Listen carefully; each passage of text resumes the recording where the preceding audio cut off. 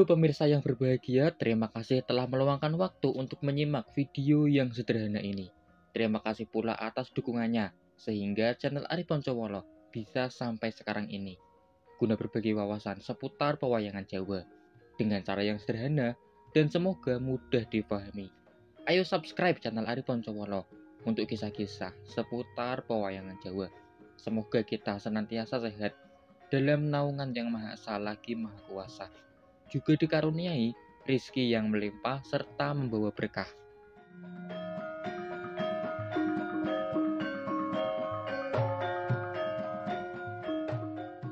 Mari mengenal tokoh pewayangan Jawa, Prabu Dasamuka atau Prabu Rahwanaraja dari Kerajaan Ngalengkapura atau Ngalengkadirojo. Tokoh wayang dari Pakem Ramayana, namun juga muncul pada Pakem Mahabharata akhir zaman Purwa.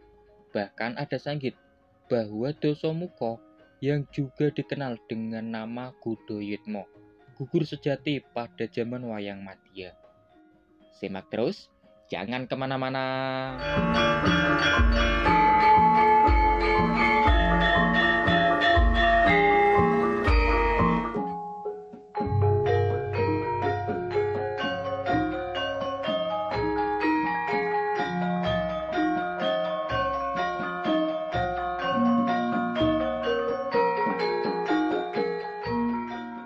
Kisah kelahiran dari Raden Rahwana atau Raden Dasamuka tentunya tidak bisa dipisahkan dari sebuah ajian, yakni Sastra Jendra Hayuningrat, atau lengkapnya adalah Sastra Jendra Hayuningrat Pangruwating Diyu, sebuah serat atau ajian yang sangatlah luar biasa luhur, sebuah serat yang berbentuk tulisan dan isinya sangat luar biasa, melebihi apapun dari jagat alam semesta dan seisinya.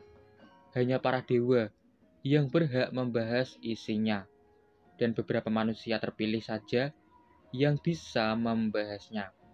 Yang paling terkenal dalam pewayangan Jawa bisa menguasai sepenuhnya Sastra Jendra Hayuningrat Pangruwating Diyu adalah Resi Wisrawa dari Ramayana dan Prabu Pandhudewanata dari Mahabharata.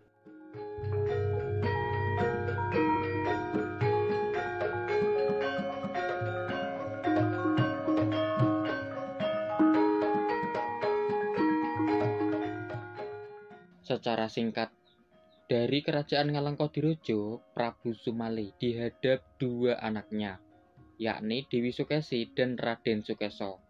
Lalu datang Raden Jambu Mangli, yang merupakan adik dari Prabu Sumali. Kedatangannya adalah hendak melamar Dewi Sukesi, yang membuat gundah Prabu Sumali.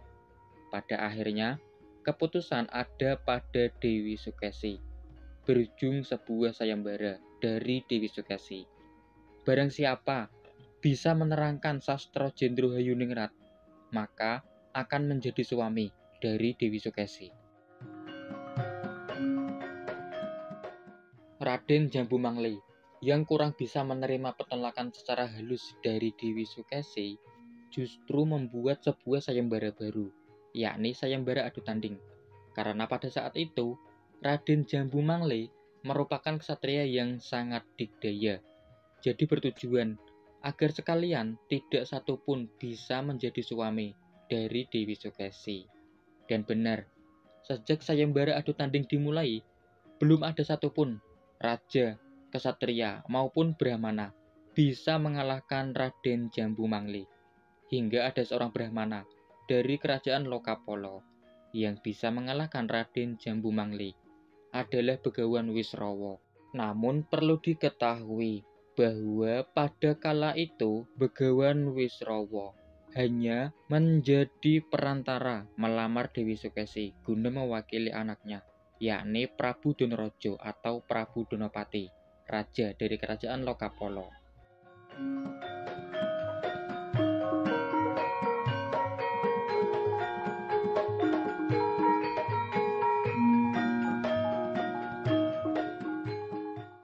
Dewi Sukesi masih bersikukuh bahwa yang berhak menjadi suaminya hanya yang bisa menerangkan Sastra Jendra Hayuningrat Pangruwating Diyu.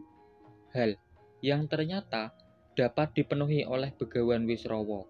Akhirnya, Dewi Sukesi hanya mau diperistri oleh Begawan Wisrawa seorang.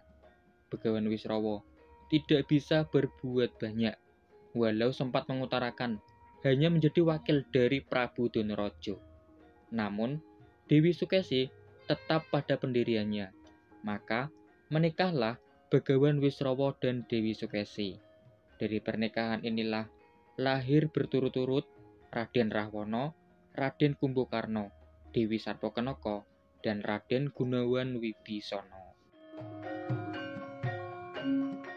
Kelahiran 4 keturunan yang merupakan wujud pengamalan dari Sastra Jendro Hayuningrat Pangruwating Diyu dengan khasiat yang sangat baik atau sangat buruk.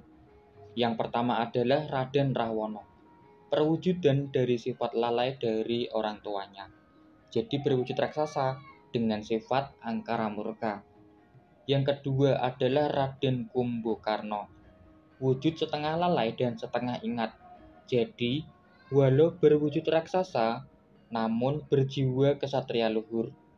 Ketiga, Dewi Sarpakenaka, berwujud raksasa wanita, wujud dari kembalinya kelalaian saat mendapat yang cukup baik. Dan yang keempat adalah Raden Gunawan Wibisana, kesatria tampan dan berbudi luhur, perwujudan yang sebenarnya dari Sastra Jendro Hayuningrat Pangruwating Diyu.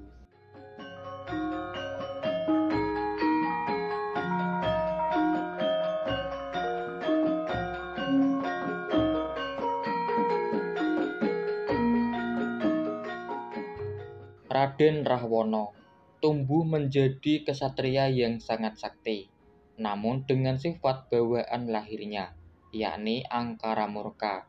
Hal itu terbukti usai peristiwa lakon Bedah Lokapala. Raden Rahwana naik tahta di kerajaan Ngalengkadirojo, bergelar Prabu Dasamuka atau Prabu Rahwanaraja, menjadi raja kejam, bengis, serakah, ingin mempunyai apapun, tidak suka disamai apalagi dilampaui, yang membuat Prabu Dasamuka atau Prabu Rahwana menjadi lambang dari tokoh angkara murka. Prabu Dasamuka diceritakan mempunyai banyak selir, namun permaisuri utamanya adalah Dewi Tari, seorang bidadari yang diboyongnya dengan mengacaukan kayangan dengan tujuan melamar Bathari Sri Widowati. Beragam sanggit yang ada, para dewa kewalahan dan hanya Bathara Bayu yang bisa menghadapi Prabu Dasamuka.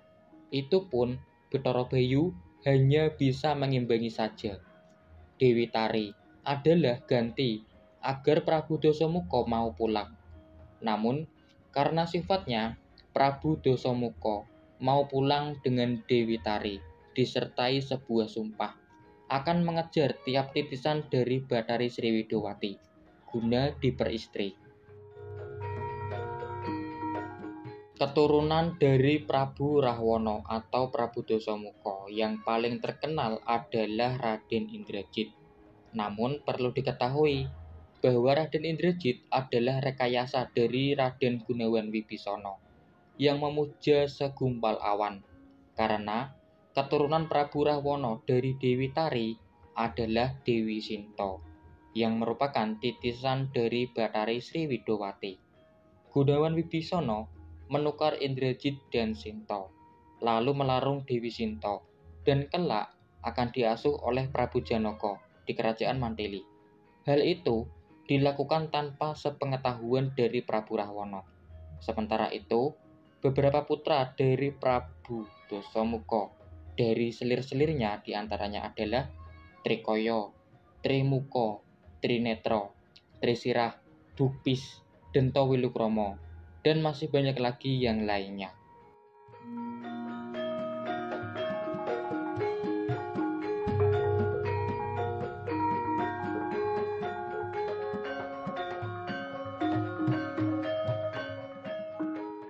Beberapa kisah terkenal dari Prabu Rahwana adalah bertempur melawan Prabu Sri Arjuna Sosrobahu dalam lakon Sumantri Prasetya.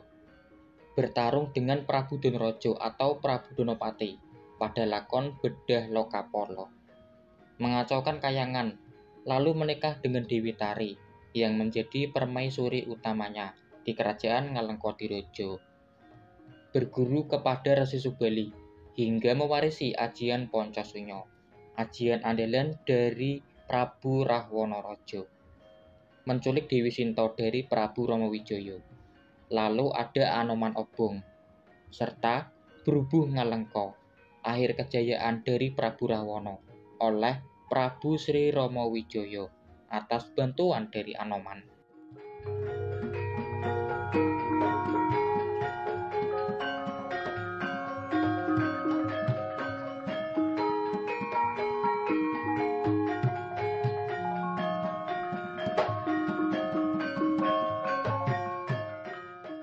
Sebaik-baiknya manusia pasti ada buruknya. Seburuk-buruknya manusia pasti ada baiknya. Prabu Dasamuka seakan identik dengan sifat angkara murka. Namun, tepat pada akhir hayatnya di Ramayana, terkuak sisi baik manusiawi dari Prabu Rahwana, yakni mengungkapkan bahwa Dewi Sinta adalah anaknya dan hanya ingin memuliakan anaknya tersebut. Jadi, dengan cara memboyong Dewi Sinta dan memuliakannya dengan segala fasilitas mewah di kerajaan Ngalengkodirojo, bahkan melanggar sumpahnya, yakni seorang ayah tidak mungkin menikahi anak kandungnya sendiri. Jadi, peristiwa penculikan Dewi Sinta dengan tujuan untuk diperistri hanya merupakan kedok buruk untuk menutupi niatan baiknya.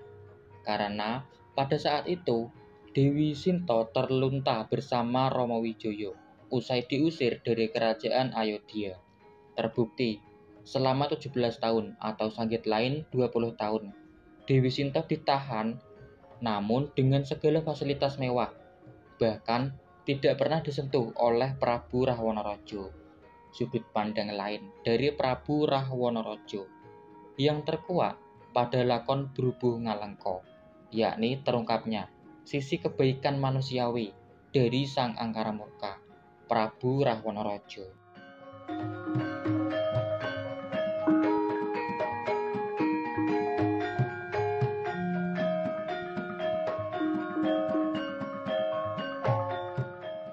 Prabu Dasamuka atau Prabu Rahwana, walau merupakan tokoh dari Ramayana, namun Prabu Rahwana dalam beberapa sanggit juga muncul di lakon-lakon Mahabharata, namun berwujud sukma berjuluk Godoyitma, guna merasuki tokoh-tokoh yang lalai atau tepatnya sedang keblinger.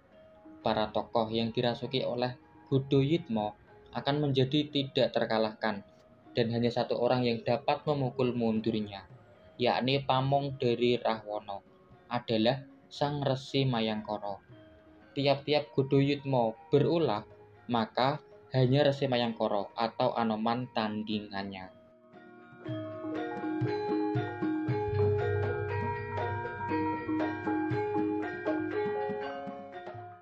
Prabu Dasamuka, ya Prabu Rahwana atau sang Godoyitma, diceritakan gugur sejati atau gugur sempurna pada zaman Wayang Madya, yakni pada eranya Prabu Jayabaya dari kerajaan memenang Kediri.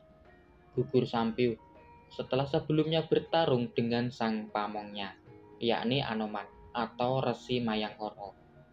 Disaksikan oleh Prabu Jayabaya, Dasamuka bersama Anoman moksa menuju pengadilan sejati, yakni alam akhirat.